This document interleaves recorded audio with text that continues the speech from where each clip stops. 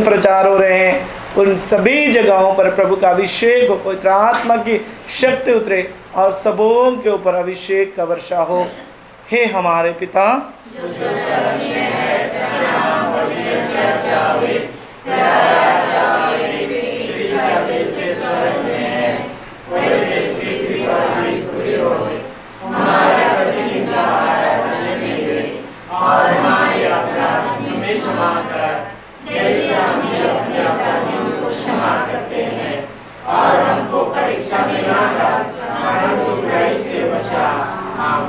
माँ मरियम के विशेष मध्यस्थता मांगते हुए प्रणाम मरिया। कृपा से पूर्ण प्रभु तेरे साथ है, धन्य स्त्रियों में और धन्य तेरे उदर का फल यीशु।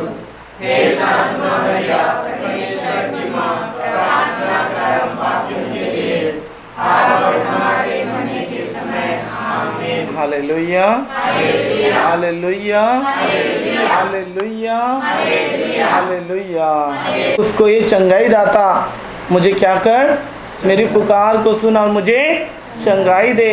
किसी को पाप की क्षमा चाहिए तो वो बोलता है, हे क्षमा करने वाला यीशु मुझे क्षमा कर। किसी को उन्नति चाहिए, बरकत चाहिए तो वो कहता है कि हे वरदान देने वाला प्रभु मुझ पर दया कर। हम अपने अपने परिस्थिति के अनुसार प्रभु को पुकारते हैं। Hallelujah hallelujah. हम अपने अपने परिस्थिति से हम क्या करते हैं, प्रभु को पुकारते हैं। तो सबों को बुलाने का तरीका अलग अलग है। एक विद्यार्थी प्रभु को पुकार रहा है तो क्या बोल के पुकारेगा? हाँ, ज्ञान की दाता मुझ पर दया कर। संपूर्ण विश्वास के साथ हम प्रभु को क्या करते हैं, पुकारते हैं। इसलिए वचन कहता है कि विश्वास के अभाव में कोई भी ईश्वर की कृपा को प्राप्त नहीं कर सकता। और जब हम यहाँ पर आए हैं, इस घर में आए हैं, इस प्रार्थना सभा में आए हैं, तो हमारे अंदर एक विश्वास होना जरूरी है। हालेलुया।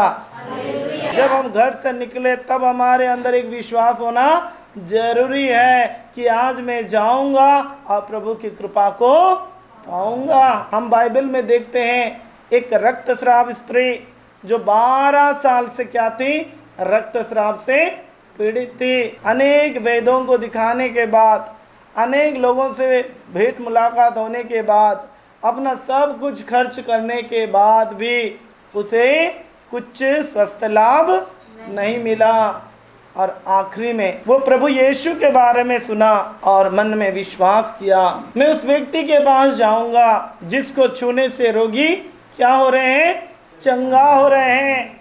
उसके छूने से रोगी चंगा हो रहे हैं, उसके बोलने से सब कुछ ठीक हो रहा है। मैं जाऊंगा। और उसके बिना जाने, प्रभु की बिना जाने उनके मन में इतना गहरा विश्वास हुआ कि उसने मन में कहा, मैं उसका पल्ला भर छूंगा, उसके कपड़े को छूंगा और मैं क्या हो जाऊंगा, चंगा हो जाऊंगा। ये विश्वास लेकर वो अपने घर से निकल आई, लोगों को परवाह किए बिना, दूसरों को कुछ देखे बिना वो अपना मंजिल को पाने के लिए निकल पड़े। और हम देखते हैं कि वो उसकी विश्वास ने, लास्ट में प्रभु बोलते तुम्हारा विश्वास ने तुम्हें चंगा किया, तुम्हारा विश्वास ने तुम्हें चंगा किया।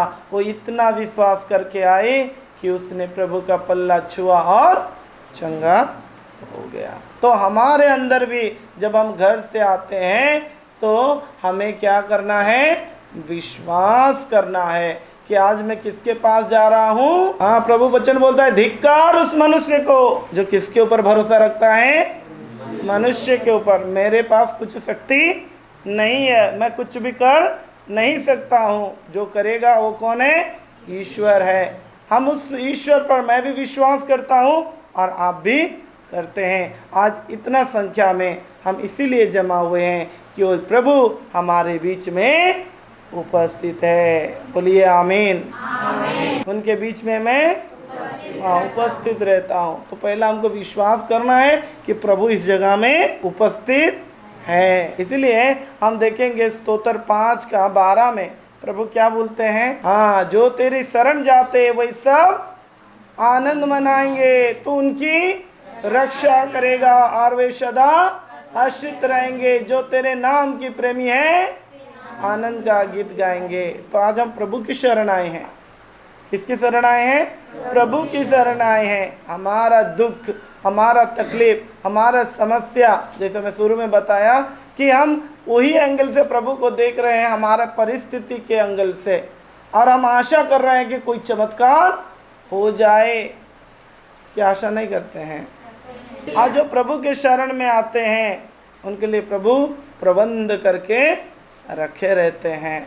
जब हम प्रभु के शरण में आते हैं हमें दृढ़ विश्वास होना जरूरी है कि प्रभु मेरे लिए क्या करेगा? सब कुछ करेगा। जब हम यिर्मयाह नबी का ग्रंथ अध्याय 33:3 में क्या लिखा है? हाँ, जब तुम पुकारोगे तो मैं तुम्हें उत्तर दूंगा और ऐसे महान तथा रहस्यमय बातें बताऊंगा जिनको तुम।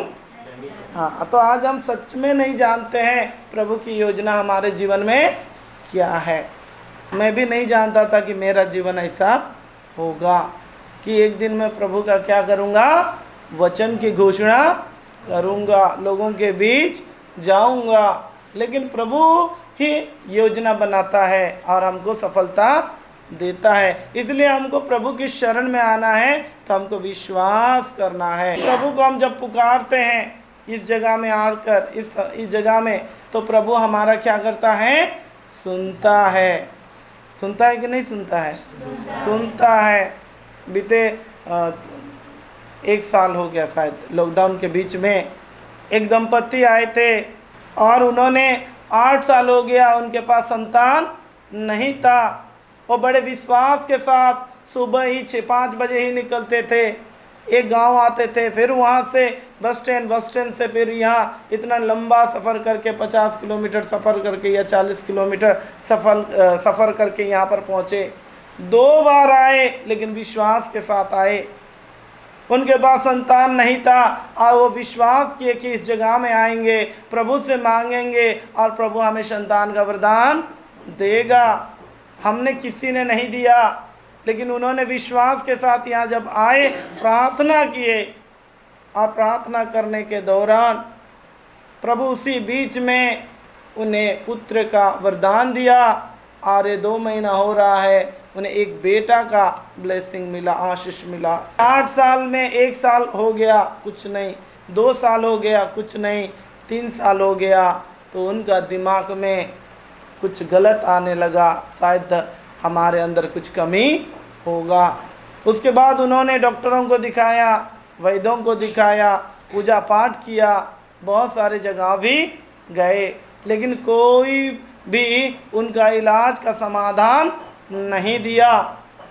लास्ट में उन्होंने ये प्रभु के ऊपर विश्वास किया और आए, और जैसे ही उन्होंने आया विश्वास किया, उसके बाद उनके जीवन में प्रभु महिमा करना शुरू किए।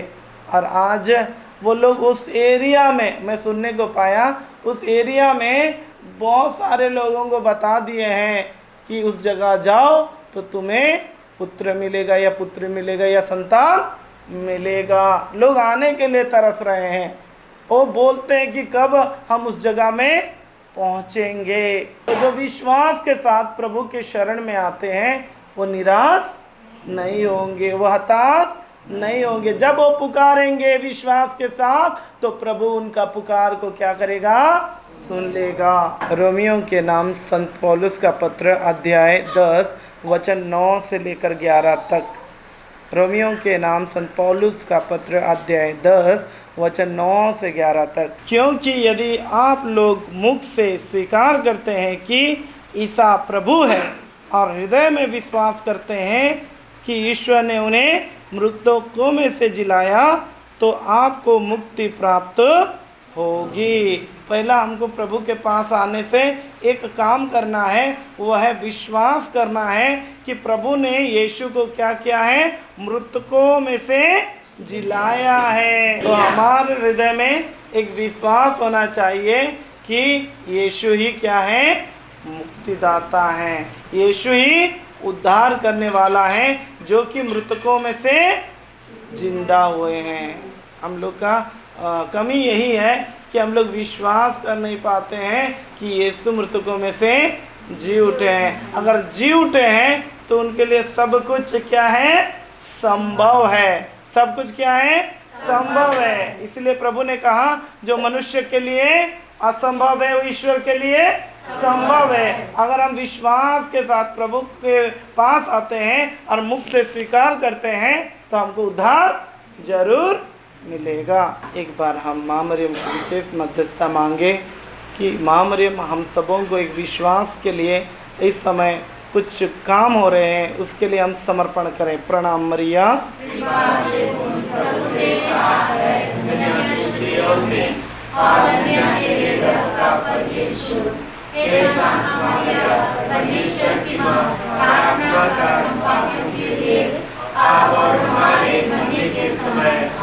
प्रणाम मरिया।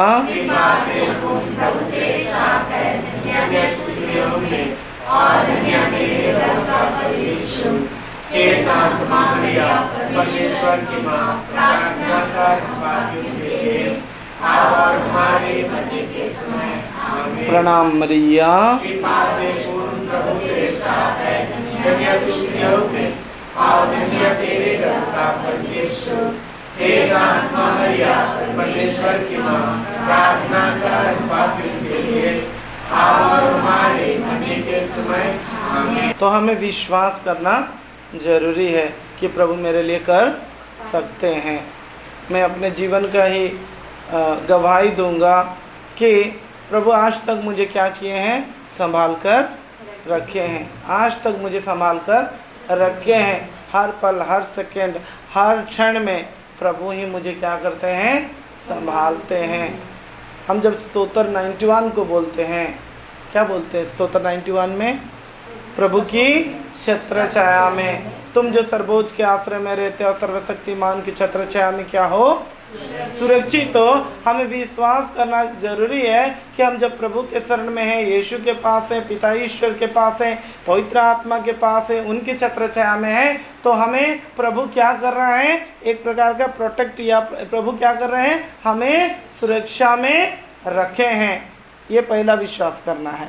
हाँ, हम तो देखते हैं कि 91 को अब जब पढ़ते हैं तो प्रभु बोलता है भले ही तुम्हारे बगल में हजारों और तुम्हारे दाहिने और लाखों ढेर हो जाएं, लेकिन तुम्हें कुछ नहीं होगा। ये विश्वास करना है कि मैं जब प्रभु पर विश्वास कर रहा हूँ तो मुझे कुछ नहीं होगा, क्योंकि मैं किसके ऊपर आश्रय रखा हूँ, ईश्वर के ऊपर। दूसरा बात, हम स्तोत्र 139 को देखेंगे, वहाँ पर लिखा है कि प्रभु मेरे हृदय को ताले हैं। प्रभु मुझे जानता है। प्रभु मुझे क्या करता है, जानता है। ये विश्वास भी करना है कि प्रभु मुझे जानता है। प्रभु मुझे क्या करता है, जानता है। जब हम ये विश्वास करेंगे प्रभु मुझे जानता है, तो हम हर एक बात को विश्वास के साथ प्रभु को क्या कर सकते हैं, समर्पण कर सकते हैं। अगर हम स्तोत्र 139 को पूरा पढ़ेंगे तो हम देखते हैं कि चाहे मैं लेटूं बैठूं खाऊं पीऊं जो कुछ भी करूं, प्रभु क्या करता है, जानता है, माँ के गर्भ से प्रभु मुझे जानता है। तो हमको क्या करना है? विश्वास करना है। हमको क्या करना है? विश्वास करना है कि प्रभु मुझे जानता है। हम पुराना नियम में जाएंगे, दानियल का पुस्तक अध्याय 3 में अगर जाएंगे तो वहाँ पर देखते हैं कि राजा नबूकदनेस्सर क्या क्या एक घोषणा पत्र करता है कि जो सोने का मूर्ति बनाया गया है उसके सामने सब लोग क्या करेंगे?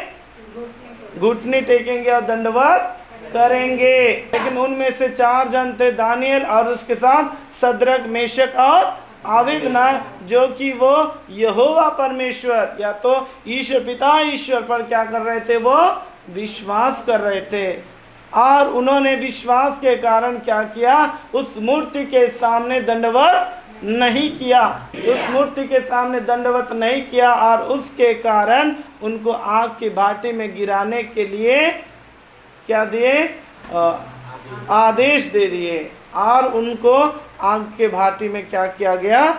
डाल दिया गया। क्या हुआ कि उनको आग के भाटी में डाल दो, और डालने के लिए जब रेडी हो गए उस समय राजा ने उनको जो चेतावनी दी कि आपको आग में झोंक दिया जाएगा, उस समय वो बोल उठते हैं और वो बोलते हैं, सद्रक, मेशक और अबेदनगो राजा नबूकदनेस्सर को यह उत्तर दिया, राजा इसके संबंध में हमें आपसे कुछ नहीं कहना है। हालेलुया।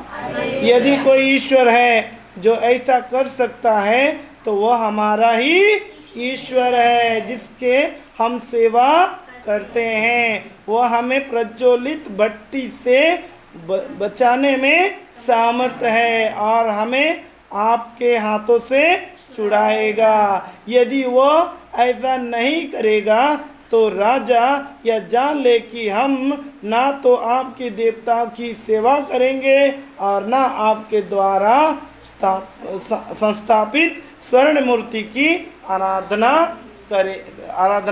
करेंगे। इतना गहरा विश्वास, वो मरने को जा रहे हैं लेकिन वो कह रहे हैं कि कुछ भी हमारे जीवन में हो जाए, कितना ही उतर चढ़ाव हो जाए, लेकिन हम इस देवता या इस मूर्ति के सामने क्या नहीं करेंगे?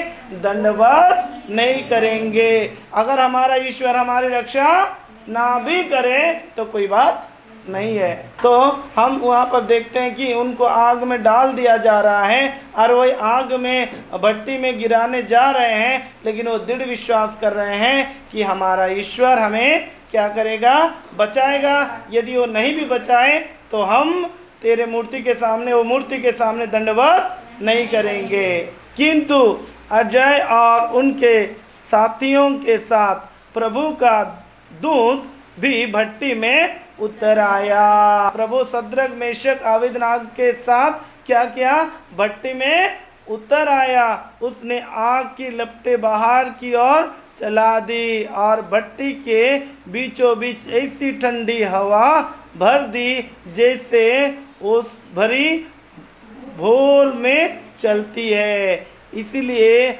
आग उन्हें छू नहीं पाई, ना ही उन्हें कोई हानि या कष्ट हुआ। हालेलुया। हाँ, जो प्रभु में विश्वास करते हैं उन्हें कुछ भी हानि नहीं होगा। वो विपत्ति में भी क्या मनाएंगे? आनंद मनाएंगे। हाँ, वो प्रभु नहीं भी बचा रहा है फिर भी उनका आनंद सामर्थ नहीं हो रहा है। वो किसके ऊपर भरोसा रखे हैं? ईश्वर के ऊपर। तो अगर आज हम विश्वास ईश्वर के ऊपर रखे हैं तो हमको ये विश्वास दृढ़ता होना है कि जरूर प्रभु समय के अनुसार मेरा उद्धार करेगा। इसलिए प्रभु बोलता है तुम हड़बड़ी में नहीं जाओगे, भागदौड़ में नहीं भागोगे, क्योंकि प्रभु तुम्हारे आगे आगे चलेगा। इस्राएल का ईश्वर तुम्हारे पीछे पीछे आएंगे। अगर उस ईश्वर पर हम भरोसा रखते हैं तो प्रभु जरूर हमको छुड़ाएगा कि नहीं छुड़ाएगा? छुड़ाएगा कि नहीं छुड़ाएगा?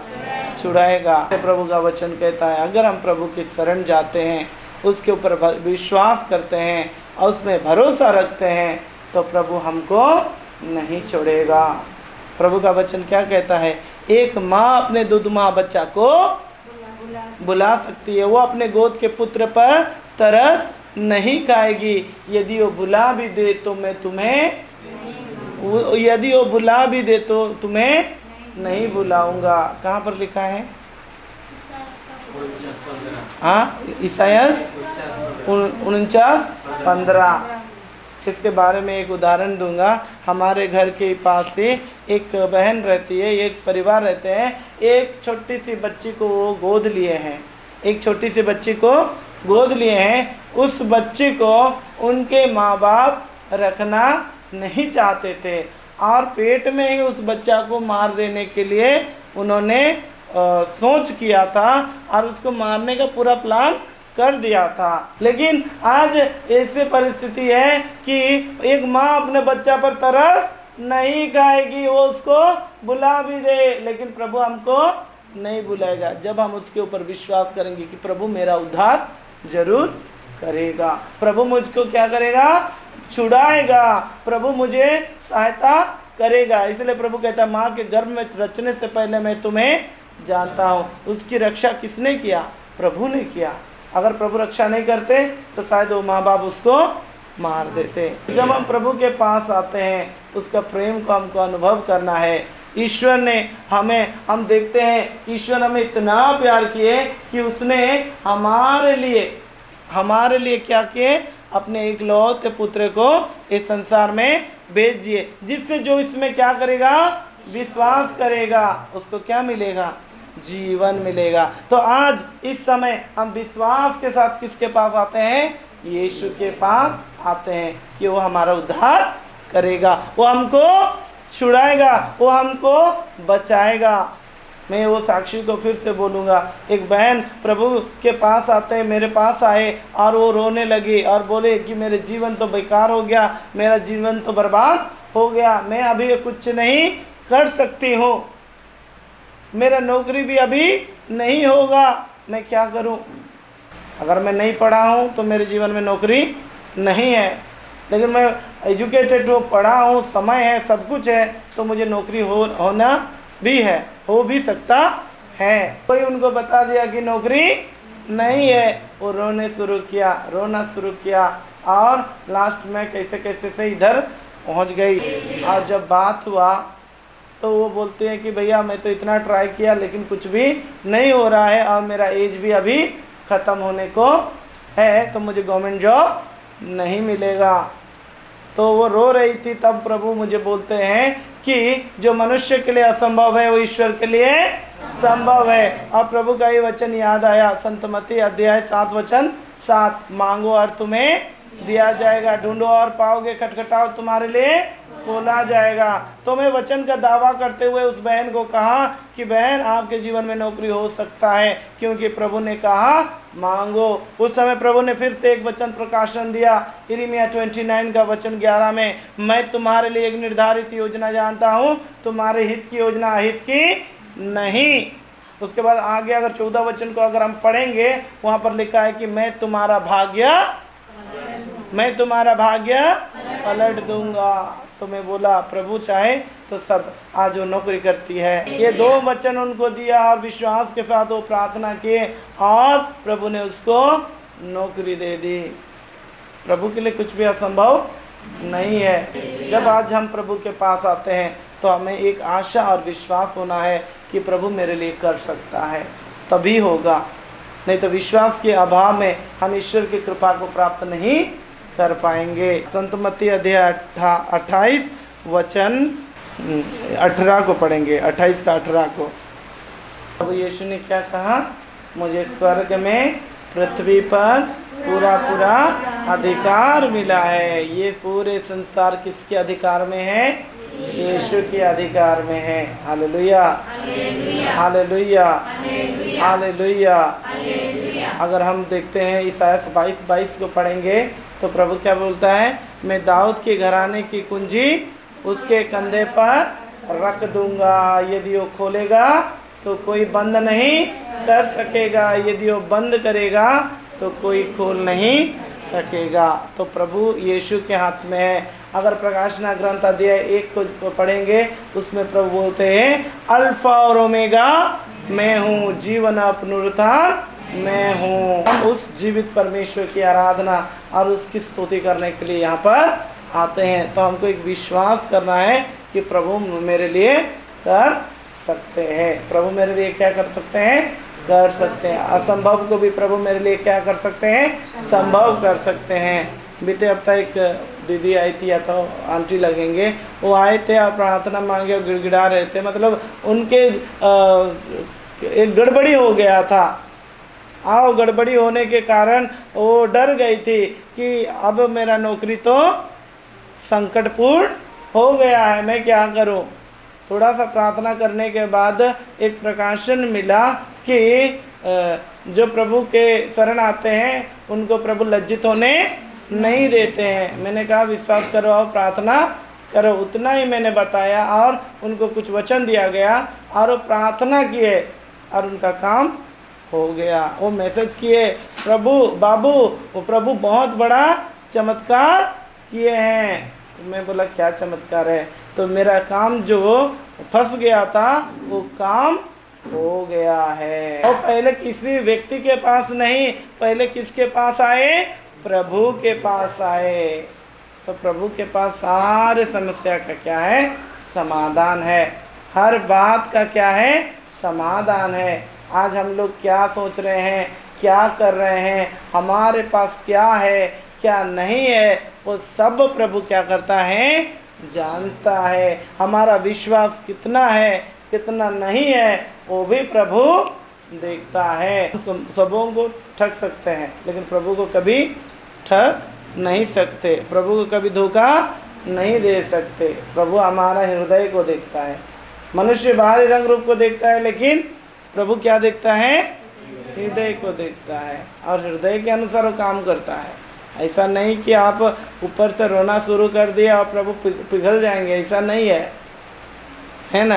एक बहन मुझे एक दिन बोल रहे थे, मैं रो रो कर प्रार्थना किया फिर भी तो कुछ नहीं हुआ। बोला मैं घंटों रो कर प्रार्थना किया लेकिन कुछ नहीं हुआ। बोला मैं बोला आँख में रोया, हृदय में नहीं। एक माँ एक दिन हम बात कर रहे थे काउंसलिंग के लिए, एक माँ मुझे ऐसा बताई, आज अच्छा पछतावा हुआ। बोला तो मैं बोला क्या पछतावा हुआ? आज मैं रो रो के पछतावा किया। तो प्रभु बोलता है ना, रो रो के पछतावा नहीं, हृदय से बोलता है, आँख से नहीं बोलता है। पछतावा कैसे करना है? आँख से ना, हृदय से। हाँ, वो बोला आज अच्छा पछतावा हुआ, मतलब मैंने रोया, इसलिए वो बोल रही आज की प्रार्थना मेरा पूरा हो जाएगा। मैं बोला ऐसे नहीं है, हृदय में प्रभु क्या करता है? हृदय में। इसलिए मुख से स्वीकार करना और यहाँ विश्वास करना है हृदय में। लोग क्या करते हैं? मुंह में स्वीकार करते हैं और बुद्धि में विश्वास करते हैं, बुद्धि के अनुसार दिमाग लगाते हैं, कुछ भी नहीं पाएंगे। प्रभु बोलता है ना, जिसका मन स्थिर नहीं है वो समुद्र के लहरों की तरह हिल रहा है। ऐसा व्यक्ति यह न सोचे कि ईश्वर की ओर से उन्हें कुछ मिलेगा। याकूब के ग्रंथ अध्याय 1 में इस प्रकार लिखा है, कुछ भी नहीं मिलेगा। तो हमको विश्वास केवल बाहरी से नहीं बल्कि कहाँ से करना है? हृदय से करना है। इसलिए प्रभु के ऊपर अगर हम विश्वास कर रहे हैं तो दृढ़ता पूर्वक, पूरा दृढ़ता पूर्वक उसके ऊपर भरोसा रखना है और विश्वास करना है। जो मैं प्रार्थना, प्रभु क्या बोलते हैं? जो तुम प्रार्थना में मांगते हो विश्वास करो कि वह तुम्हें मिल गया। इस प्रकार से विश्वास करना है तो पक्का हमें मिल जाएगा, पक्का हमें दिया जाएगा। मेरे जीवन में से छोटे मोटे बहुत सारा ऐसा घटना हुआ है जो कि मैं बताऊंगा तो ख़त्म ही नहीं होगा। एक दिन रात को मैं ऐसे सोया था और प्रभु सपना जैसे आए और मुझे प्रभु बोले कि मुझे 1000 रुपया चाहिए, मुझे 1000 रुपया चाहिए, प्रभु मांग रहे हैं। तो मैं बोला यीशु को पैसा का क्या ज़रूरत है ना? यीशु को पैसा का ज़रूरत है? नहीं है, यीशु तो सबको देता है, तो यीशु को क्या ज़रूरत है ना? हम मेहनत करते हैं, प्रभु आशीष करता, हमें पैसा मिलता है, तो 1000 रुपया ज़रूरत है। और दूसरा दिन हम एक जगह गए मिलने के लिए, एक जगह गए मिलने के लिए, मतलब ऐसे प्रार्थना के सिलसिले में गए और वहाँ पर भेंट घाट हुआ, बात हुआ और उसके बाद वहाँ पर हमको कुछ खाना मिला, खाए और हम लोग वहाँ से विदा हो रहे थे। उस समय मेरे अंदर में एक आवाज़ आया, मेरा 1000 रुपया, मेरा 1000 रुपया। तो मैं विश्वास किया और बोला ये प्रभु इसलिए मांग रहा था कि इस घर को 1000 रुपया का ज़रूरत है, और मैं वो 1000 रुपया को उस घर में जो माँ है उनको दे दिया। तो मैं विश्वास किया और दे दिया। प्रभु मांगा है तो देना ही पड़ेगा, क्योंकि मुझे तो कुछ नहीं है, प्रभु जो बोला है उसको देना ही पड़े। दे दिया और मैं चला आया। दूसरा दिन सुबह, हालेलुया, मेरा अकाउंट मेरे मोबाइल में मैसेज आया, 10 गुना प्रभु दे दिया। Hallelujah, hallelujah. तो मैं बोला इसको दिया तो ये मुझे मिल गया। कौन भेजा पता नहीं। कुछ प्रभु के लिए करो तो प्रभु कुछ भी करता है, ये मैं विश्वास किया। उस दिन से अगर प्रभु का ऐसा मुझे प्रेरणा लगता है तो जितना प्रभु बोलता है मैं क्या करता हूँ, देता हूँ। वो मेरा विश्वास है। तो प्रभु इस प्रकार से हमारा विश्वास का भी परख लेता है। अगर हम सही है, विश्वास है, तो प्रभु उसमें भी हमारे लिए क्या करेगा, आशीषित करेगा। अभी वो धनी व्यक्ति मुझे याद आया जो कि प्रभु के पास आया और उद्धार पाना चाहा, मुक्ति पाना चाहा। प्रभु ने एक ही बात कहा कि आज्ञा का पालन करो। उसने बोला सब कुछ मैं करता हूँ, लेकिन एक बात प्रभु ने कहा कि बेटा तुम्हारे पास जो धन है उसको गरीबों में दान दे दो, बांट दो, उसके बाद तुम मेरा अनुसरण करना। उसका सारा धार्मिकता वहीं पर खत्म हो गया। वो प्रभु को छोड़कर भाग गया। अगर हमारा विश्वास है तो प्रभु बोलता है कि तुम धन और प्रभु का सेवा नहीं कर सकते। और वो व्यक्ति के जीवन में ऐसा ही हुआ। उसने क्या किया, प्रभु को छोड़कर दुनिया की वैभव को उसने ज़्यादा पसंद किया और अपना मुंह उतारता है और क्या करता है, भाग जाता है। स्तोत्र ग्रंथ 4:3 प्रभु याद दिलाए, इस समय प्रकाशन दिए तो मैं पढ़ रहा हूँ आपके लिए। मनुष्य कब तक अंधे बने रहेंगे, कब तक मुंह में पढ़कर असत्य की खोज करते रहेंगे। मनुष्य कब तक अंधे बने रहेंगे, कब तक मुंह में पढ़कर असत्य की खोज करते रहेंगे। सत्य कौन है, असत्य कौन है, झूठ कौन है, शैतान है। तो अगर हम असत्य को खोज रहे हैं, हम किसको खोज रहे हैं, शैतान को। तो प्रभु बोल रहा है कि मनुष्य कब तक अंधे बने रहेंगे। आज आँख रहते हुए भी हम अंधे हैं, कान रहते हुए भी हम बहरे हैं, पैर रहते हुए भी हम लंगड़े हैं। हालेलुया। हाथ रहते हुए भी हमारा हाथ नहीं के बराबर है। प्रभु बोलता है कब तक, मनुष्य कब तक अंधे बने रहेंगे। इसलिए आयु का ग्रंथ अध्याय 5:6 में प्रभु बोलता है विपत्ति मिट्टी से उत्पन्न नहीं होती, भूमि पैदा नहीं करती। आप लोग असत्य के, हम लोग असत्य के जीवन में जी रहे हैं और इस संसार की मोह माया में फंस रहे हैं। जब विपत्ति आ रहा है तब हम क्या कर रहे हैं, प्रभु हमको बचाओ। बाकी समय प्रभु को हमारा विश्वास नहीं है, छोड़ दे रहे हैं। प्रभु को क्या कर रहे हैं, छोड़ दे रहे हैं। कहने का मतलब यह है मनुष्य के ऊपर हम लोग भरोसा करते हैं लेकिन प्रभु पर भरोसा नहीं करते हैं। जबकि प्रभु का वचन हमें सफा सफा कहता है मनुष्य कब तक अंधे बने रहेंगे। हम अंधा बन गए हैं और अंधविश्वास में जीवन जी रहे हैं। कोई विनती वाला अगर बोल रहा है कि ठीक है प्रार्थना कर, नहीं तुम्हारे घर में कुछ थोड़ा गड़बड़ी कर दिया है, तो वही विनती वाला सही है ना। अगर कोई विनती वाला बोल रहा है पाप आचरण छोड़ो, ये गलत है ना। अगर कोई बोल रहा है 9 दिन नौवीना करो, ये गलत है। अगर कोई बोल रहा है कि इतना दिन फास्टिंग करो, तो वो गलत है। लेकिन कोई बोलता है कि तुम्हारे घर में शैतान है, तुम्हारा पड़ोसी बिगड़ा दिया है, कि तुम्हारा कौन क्या कर दिया है, नहीं उसके पूरा पक्ता, उसको पूरा पता चल गया, वो सही बोल रहा है। समाधान कौन करेगा, मिनती वाला। कितना दिन आपका समाधान करेगा। हालेलुया। इसलिए प्रभु बोलता है कि विश्वास करो प्रभु तुम्हारे साथ है। अगर प्रभु तुम्हारे साथ है तो विरोध कौन रहेगा, कौन विरोध रहेगा, कोई रहेगा। अगर प्रभु तुम्हारे साथ है तो तुम्हारा विरोध कौन रहेगा, कोई भी नहीं रहेगा। प्रभु का वचन बोलता है क्योंकि प्रभु तो आत्मा है, जहाँ प्रभु का आत्मा है वहाँ क्या है, हाँ स्वतंत्रता है, शांति है, आराम है, मुक्ति है। Hallelujah, hallelujah.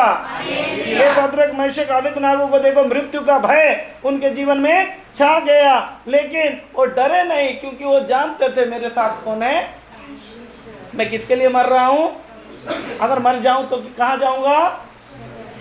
हाँ, वापस से नीचे आऊंगा। कहाँ जाऊंगा?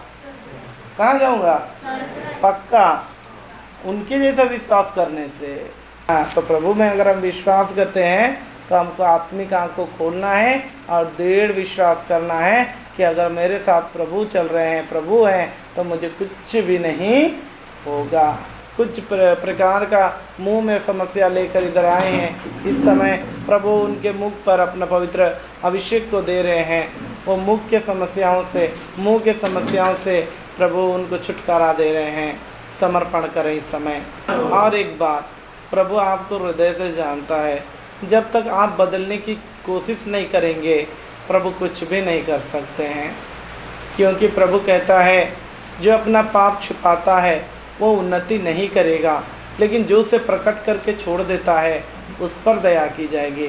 जब हम प्रकट करते हैं, प्रभु मेरे अंदर ये कमी है, मैं नहीं चाहता कि मैं ये काम करूं, लेकिन प्रभु मैं चाहता हूं कि आप मुझे उससे उद्धार करें, तो प्रभु कहते हैं अब मेरे बेड़े कोहरे और अंधकार में कहीं भी तितर बितर क्यों ना हो गए हैं, मैं उनको वहाँ से छुड़ा ले आऊँगा।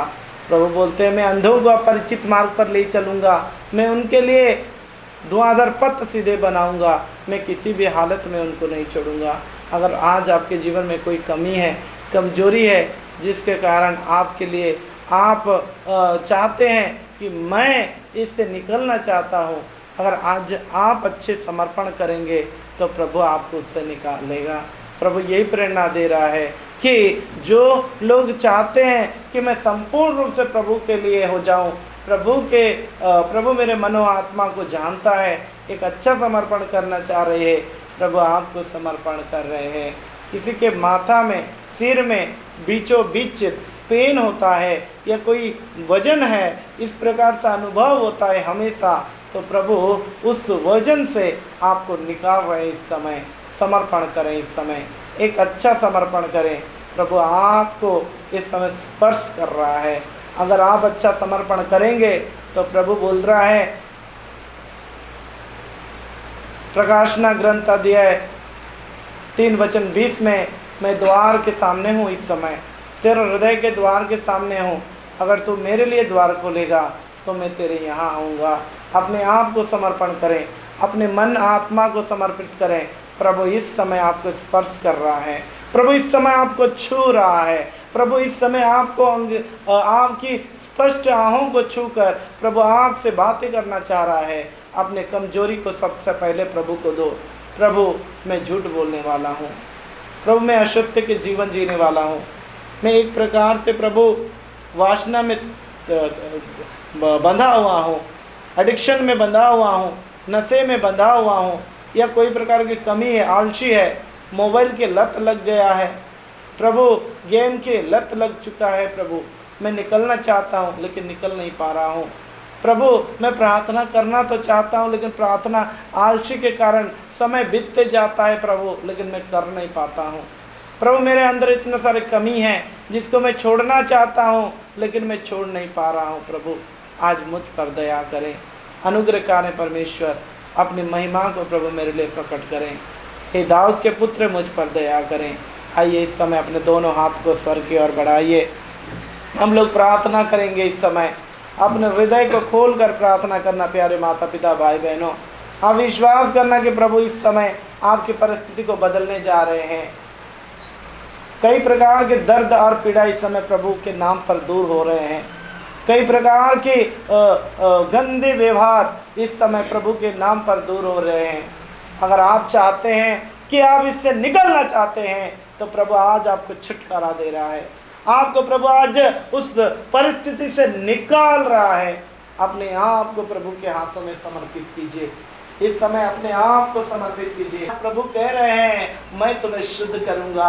आओ हम एक साथ विचार करें, तुम्हारा पाप सिंदूर की तरह लाल क्यों ना हो, किरमिज की तरह मटमैले क्यों ना हो, वो उनकी तरह श्वेत और हिम की तरह उज्जवल हो जाएगा। आज प्रभु आपको और मुझे शुद्ध कर रहे हैं। आइए हम प्रभु से शुद्धता मांगते हुए प्रभु से प्रार्थना करें, प्रभु से प्रार्थना करें, प्रभु से प्रार्थना करें। पावन लहू से